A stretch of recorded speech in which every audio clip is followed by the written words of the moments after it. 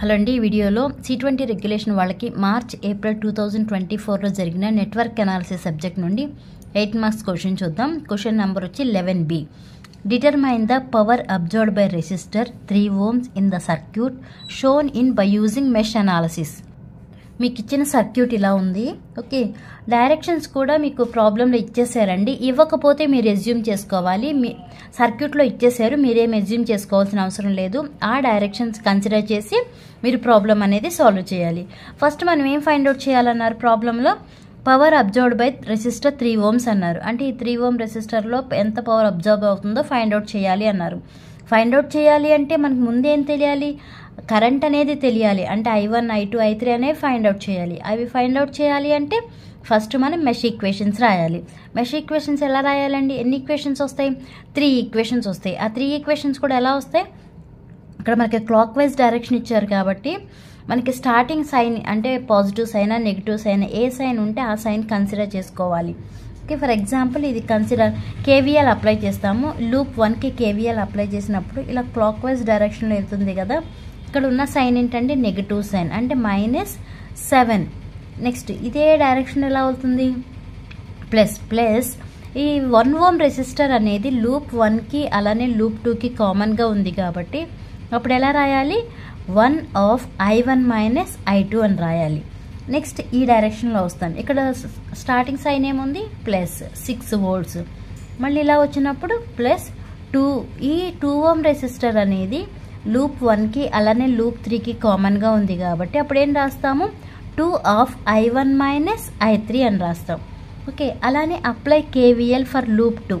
Loop 2కి KVL apply చేస్తున్నప్పుడు ఇక్కడ కూడా మనం తీసుకున్నది క్లాక్ వైజ్ డైరెక్షనే కాబట్టి ఇలా మనకు డైరెక్షన్ ఇలా తీసుకున్నప్పుడు ఇక్కడ ప్లస్ ఇలా ముందు సైన్స్ అనేవి ఐడెంటిఫై చేయాలి. ఓకే, ఇలా డైరెక్షన్లో తిరుగుతుంది కదా. అప్పుడు ఏమవుతుంది? ఈ 3 ohm రెసిస్టర్ అనేది లూప్ 2కి అలానే లూప్ 3కి కామన్గా ఉంది కాబట్టి అప్పుడు ఏమవుతుంది?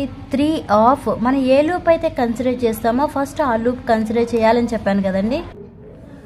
అప్పుడు 3 of I2 minus I3 అని వేస్తాము. నెక్స్ట్ ఇలా వెళ్ళినప్పుడు ప్లస్ మైనస్ కదా, ఈ 1 ohm రెసిస్టర్ అనేది ఈ 2 లూప్స్కి కామన్గా ఉంది కాబట్టి +1 of I2 minus I1 వేస్తాము. నెక్స్ట్ ఈ డైరెక్షన్లో ఫ్లో అవుతున్నప్పుడు +2 I2 = 0. అది loop 2 equation.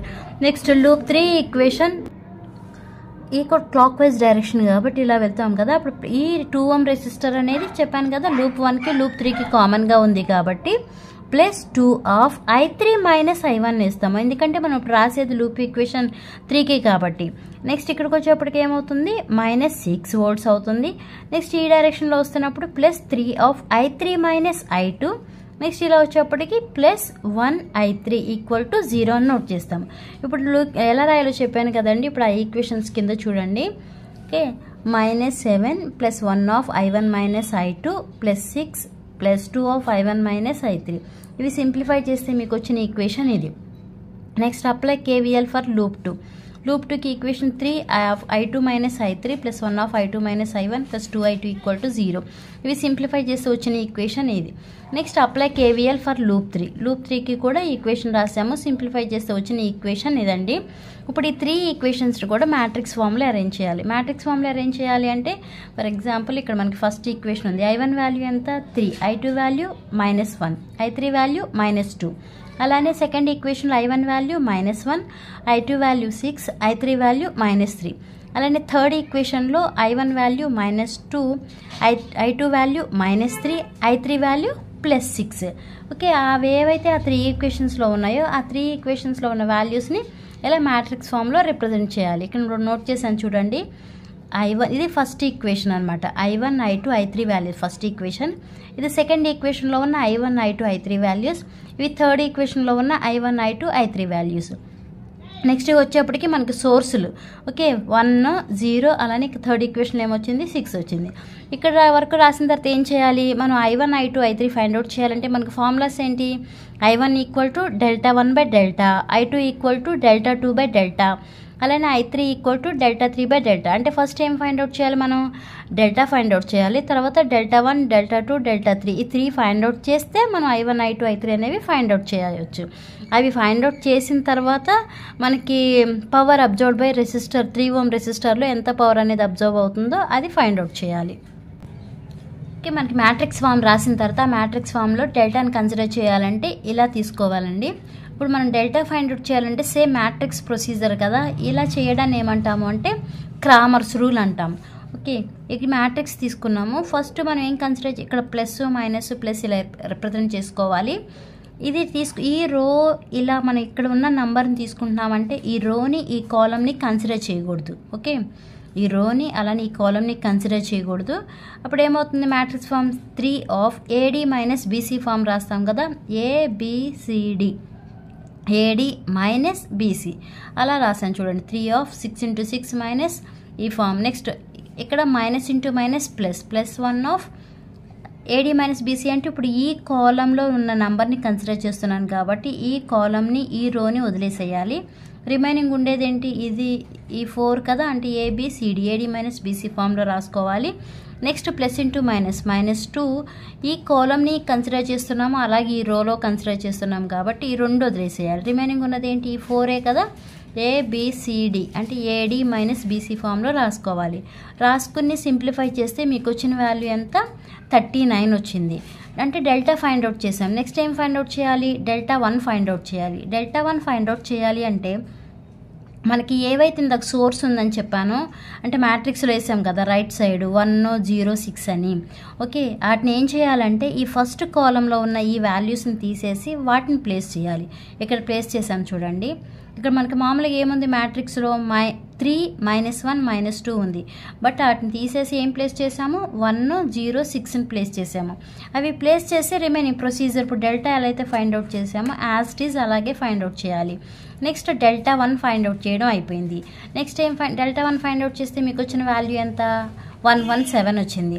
Next ∆2 find out చేయాలి. ∆2 ఫైండ్ అవుట్ చేయాలి అంటే ఈసారి ఏం చేయాలి, సెకండ్ కాలంలో ఏవైతే వాల్యూస్ ఉన్నాయో ఆ వాల్యూస్ని తీసేసి ఈ 1 0 6 అనే వోల్టేజ్ సోర్స్ని ప్లేస్ చేయాలి.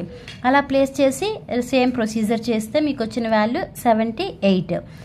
అలానే ∆3 ఫైండ్ అవుట్ చేయాలి. అంటే థర్డ్ కాలంలో ఉన్న వాల్యూస్ని తీసేసి సోర్సులు ఉన్నాయి కదండి, ఆ సోర్స్ని ప్లేస్ చేసి సేమ్ ప్రొసీజర్ సేమ్ అంటే ప్లస్ మైనస్ ప్లస్ వేసుకోవాలి. ఈ కాలంలో ఉన్న వాల్యూని కన్సిడర్ చేస్తున్నామంటే ఈ కాలంని ఈ రోని వదిలేస్తే రిమైనింగ్ ఏవైతే ఉన్నాయో వాటిని ABCD అనుకుని మ్యాట్రిక్స్ ఫామ్ లాగా వాల్యూ ఫైండ్ అవుట్ చేయాలి. ఫైండ్ అవుట్ చేస్తే మీకు వచ్చిన వాల్యూ ∆3 వాల్యూ కూడా 117. ఓకే, మనకి ∆1 ∆2 ∆3 వాల్యూస్ వచ్చినాయి. ఇప్పుడు ఏం ఫైండ్ అవుట్ చేయాలి, I1 I2 I3 values find out చేయాలి. I1 ఫార్ములా ఏంటండి, ∆1 బై డెల్టా కదా. ∆1 వాల్యూ ఎంత వచ్చింది మనకి, 117 బై డెల్టా వాల్యూ 39 డివైడ్ చేస్తే మీకు వచ్చిన value 3 amperes. Next I2 find out చేయాలి. I2 equal to formula ∆2 by delta. ∆2 value ఎంత వచ్చింది, 78 వచ్చింది. డెల్టా వాల్యూ ఎంత, 39 డివైడ్ చేస్తే మీకు వచ్చిన value I2 2 amperes. Next I3 అంటే ∆3 బై డెల్టా. ∆3 ఎంత వచ్చిందండి, 117 వచ్చింది బై డెల్టా 39 డివైడ్ చేస్తే మీకు వచ్చిన I3 వాల్యూ 3 amperes. అంటే మనకు ఇప్పుడు కరెంట్లు అనేవి ఫైండ్ అవుట్ చేసాం. నెక్స్ట్ ఇప్పుడు ఏం ఫైండ్ అవుట్ చేయాలి, the power observed by 3 ohm resistor is. 3 ohm రెసిస్టర్లో అబ్జర్వ్ అయ్యే పవర్ని ఫైండ్ అవుట్ చేయాలి. అంటే P3 ohms equal to formula ఏంటంటే I² ఇంటూ R. ఇప్పుడు మనకి 3 ohm రెసిస్టర్ అనేది ఈ 2 లూప్స్కి కామన్గా ఉంది కదా. ఓకే, 3 ohm రెసిస్టర్ అనేది ఈ 2 లూప్స్కి కామన్గా ఉంది కాబట్టి ఈ 2 కరెంట్స్ని నోట్ చేసి ఇంటూ 3 వేస్తే మనకి power observed by 3 ohm resistor వస్తుంది.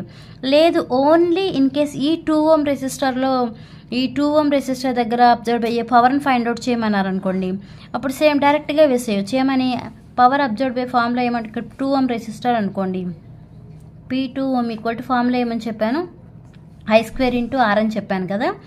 ఈ రెసిస్టర్ కన్సిడర్ చేస్తే అంటే ఈ రెసిస్టర్కి సంబంధించి ఏంటి, ఓన్లీ ఒక I2 సరిపోతుంది. అంటే I2 వాల్యూ ఎంతైతే ఉందో దాన్ని హోల్ స్క్వేర్ చేసి ఇంటూ R అంటే 2 వేస్తే మీకు వాల్యూ వస్తుంది. బట్ ఈ 3 ohm రెసిస్టర్ని కన్సిడర్ చేయాలి అంటే this 3 ohm resistor is common for both loop 2 and loop 3. అందుకే 2 కరెంట్ని కన్సిడర్ చేసి వచ్చిన నెక్స్ట్ ఈ 3 ohm రెసిస్టర్ని మల్టిప్లై చేస్తే మీకు power observed by the 3 ohm resistor అనేది వస్తుందండి. ఓకే, ఈ వీడియో అర్థమైతే లైక్ చేయండి, షేర్ చేయండి, అలానే సబ్స్క్రైబ్ చేయండి. Thanks for watching.